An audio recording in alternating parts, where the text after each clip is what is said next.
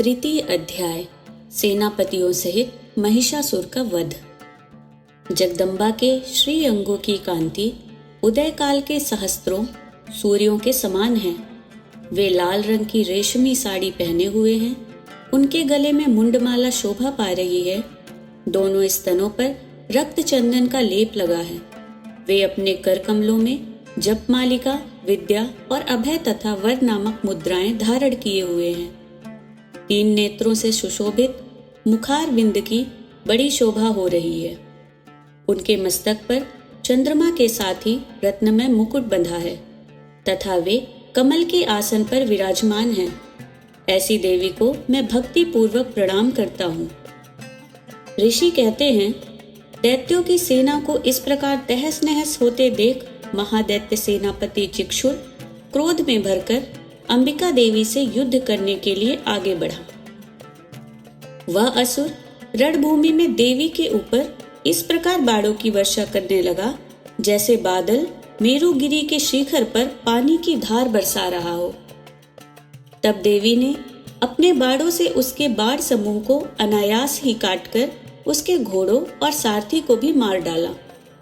साथ ही उसके धनुष तथा अत्यंत ऊंची ध्वजा को भी तत्काल काट गिराया। धनुष कट जाने पर उसके अंगों को अपने बाणों से बींध डाला। धनुष, रथ, घोड़े और सारथी के नष्ट हो जाने पर वह असुर ढाल और तलवार लेकर देवी की ओर दौड़ा। उसने तीखी धार वाली तलवार से सिंह के मस्तक पर चोट करके देवी की भी बाईं भुजा में बड़े वेग से प्रहार किया। राजन, देवी की बांह पर पहुंचते ही वह तलवार टूट गई। फिर तो क्रोध से लाल आंखें करके उस राक्षस ने शूल हाथ में लिया और उसे उस महादैत्य ने भगवती भद्रकाली के ऊपर चलाया। वह शूल आकाश से गिरते हुए सूर्यमंडल की भांति अपने तेज से प्रज्वलित हो उठा। उस शूल को अपनी ओर आते देख देवी ने भी शूल का प्रहार किया। उससे राक्षस के शूल के सैकड़ों टुकड़े हो गए। साथ ही महादैत्य चिक्षुर की भी धज्जियां उड़ गई। वह प्राणों से हाथ धो बैठा। महिषासुर के सेनापति उस महापराक्रमी चिक्षुर के मारे जाने पर देवताओं को पीड़ा देने वाला चामर हाथी पर चढ़कर आया। उसने भी देवी के ऊपर शक्ति का प्रहार किया, किंतु जगदम्बा ने उसे अपने हुंकार से ही आहत एवं निष्प्रभ करके तत्काल पृथ्वी पर गिरा दिया। शक्ति टूटकर गिरी हुई देख चामर को बड़ा क्रोध हुआ। अब उसने शूल चलाया, किंतु देवी ने उसे भी अपने बाणों द्वारा काट डाला। इतने में ही देवी का सिंह उछलकर हाथी के मस्तक पर चढ़ बैठा और उस दैत्य के साथ खूब जोर लगाकर बाहुयुद्ध करने लगा। वे दोनों लड़ते लड़ते हाथी से पृथ्वी पर आ गए और अत्यंत क्रोध में भरकर एक दूसरे पर बड़े भयंकर प्रहार करते हुए लड़ने लगे। तदनंतर सिंह बड़े वेग से आकाश की ओर उछला और उधर से गिरते समय उसने पंजों की मार से चामर का सिर धड़ से अलग कर दिया। इसी प्रकार उदग्र भी शिला और वृक्ष आदि की मार खाकर रणभूमि में देवी के हाथ से मारा गया तथा कराल भी दांतों, मुक्कों और थप्पड़ों की चोट से धराशायी हो गया। क्रोध में भरी हुई देवी ने गदा की चोट से उद्धत का कचूमर निकाल डाला। भिंदीपाल से वाष्कल को तथा बाणों से ताम्र और अंधक को मौत के घाट उतार दिया। 3 नेत्रों वाली परमेश्वरी ने त्रिशूल से उग्रास्य, उग्रवीर्य तथा महाहनु नामक दैत्यों को मार डाला। तलवार की चोट से विडाल के मस्तक को धड़ से काट गिराया। दुर्धर और दुर्मुख इन दोनों को भी अपने बाणों से यमलोक भेज दिया। इस प्रकार अपनी सेना का संहार होता देख महिषासुर ने भैंसे का रूप धारण करके देवी के गढ़ों को त्रास देना आरंभ किया।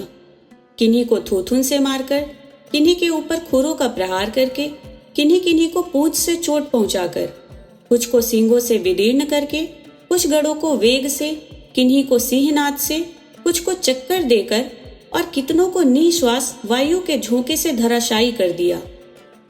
इस प्रकार गढ़ों की सेना को गिराकर वह असुर महादेवी के सिंह को मारने के लिए झपटा। इससे जगदम्बा को बड़ा क्रोध हुआ।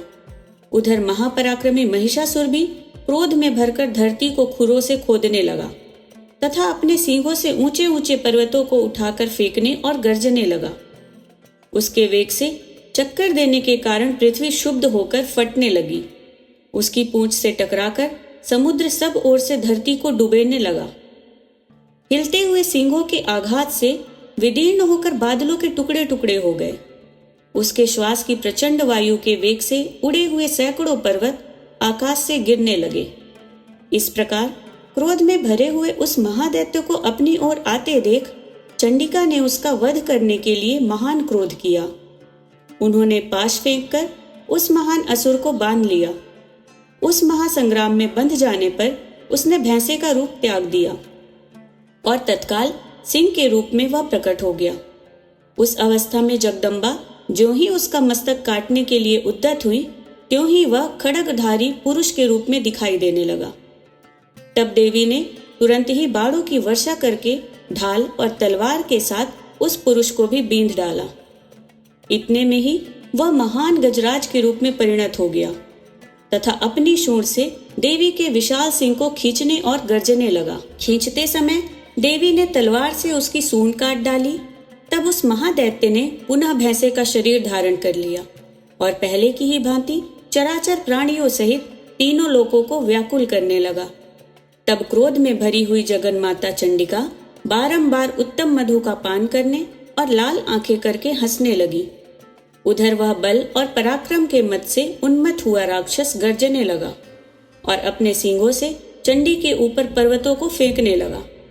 उस समय देवी अपने बाणों के समूहों से उसके फेंके हुए पर्वतों को चूर्ण करती हुई बोली। बोलते समय उनका मुख मधु के मद से लाल हो रहा था और वाड़ी लड़खड़ा रही थी। देवी ने कहा, ओ मूढ़, मैं जब तक मधु पीती हूँ तब तक तू क्षण भर के लिए खूब गरज ले। मेरे हाथ से यही तेरी मृत्यु हो जाने पर अब शीघ्र ही देवता भी गर्जना करेंगे। ऋषि कहते हैं, यूं कहकर देवी उछली और उस महादैत्य के ऊपर चढ़ गई। फिर अपने पैर से उसे दबाकर उन्होंने शूल से उसके कंठ में आघात किया। उनके पैर से दबा होने पर भी महिषासुर अपने मुख से दूसरे रूप में बाहर होने लगा। अभी आधे शरीर से ही वह बाहर निकलने पाया था कि देवी ने अपने प्रभाव से उसे रोक दिया। आधा निकला होने पर भी वह महादैत्य देवी से युद्ध करने लगा। तब देवी ने बहुत बड़ी तलवार से उसका मस्तक काट गिराया। फिर तो हाहाकार करती हुई दैत्यों की सारी सेना भाग गई तथा संपूर्ण देवता अत्यंत प्रसन्न हो गए। देवताओं ने दिव्य महर्षियों के साथ दुर्गा देवी का स्तवन किया। गंधर्वराज गाने लगे तथा अप्सराएं नृत्य करने लगी। इस प्रकार श्री मार्कंडेय पुराण में सावर्णिक मनमंत्र की कथा के अंतर्गत देवी महात्म्य में महिषासुर वध नामक तीसरा अध्याय पूरा हुआ।